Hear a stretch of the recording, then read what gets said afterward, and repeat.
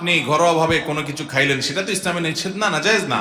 কিন্তু জন্মদিবস এটার কালচারটা বিশেষ করে এটা তো অমুসলিমদের থেকে আসছে ভাইরা। আপনারা জেনে অবাক হবেন, এটা আসছে পেগানদের থেকে, প্রকৃতি পূজারী থেকে। প্রকৃতি পূজারীরা তারা মনে করে মানুষের জন্মের দিনটা, বছরের জন্মবার্ষিকীটা উদযাপন করলে তার সুখ হয়, শান্তিতে থাকে। এই যে মোমবাতি জ্বালান, কেক কাটেন, এগুলো সবগুলোর সাথে বিশেষ বিশেষ বিশ্বাসের সম্পর্ক আছে। এগুলো এমনি এমনি আসে নাই। একসময় খ্রিস্টানরা পর্যন্ত জন্মদিবস উদযাপন করতো না, তারা মনে করতো এটা পেগান প্রকৃতি পূজারীদের, যার কারণে এটা খারাপ। কিন্তু দুঃখজনক যে এরপর একটা সময় এটা খ্রিস্টানরা নিজেদের গায়ে মাখায় নিল।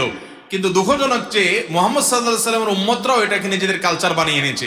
ভালো করে শুনে রাখবেন, জন্মদিবস উদযাপন এটা মনে করতেছেন এটা আর কি এমন হারাম কিছু তো আর করি নাই।